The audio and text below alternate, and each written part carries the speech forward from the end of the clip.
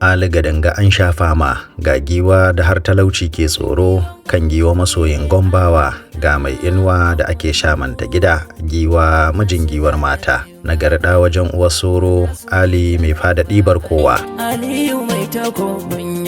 Irin fuskokin da suka taru kenan a fadar Kangiwan Gombe bayan karamar sallah. Sarakan sarki Abubakari uban Gombawa da yawa sun amsa gayyatan nasu. Ali ɗa na gari gidan Hammadu Abubakari.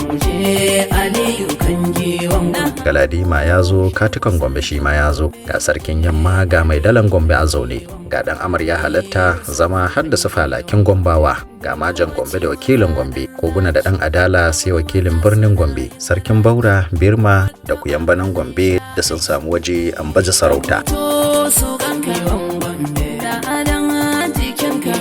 Taro ne da Kangiwan Gombe ya shirya wa 'yan cikin birnin zuciyansa maza da mata. Kangiwa ya yi naɗin cikin gida, fadarsa ta samu jarman Kangiwa, sarkin dokan Kangiwa, sarkin waƙan Kangiwa, wakilin Kangiwa, sai sarkin hawan Kangiwa.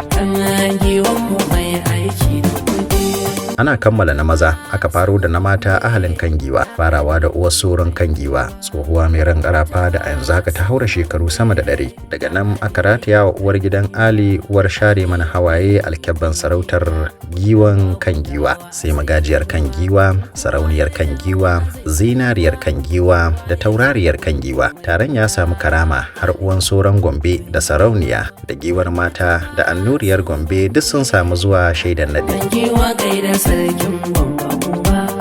A yanzu kam ya girma ya zama giwa, Ali gadanga zakin fama, ga dai faharin Gombawa Kangiwa amanar sarki. Kangiwa sannu dan zakin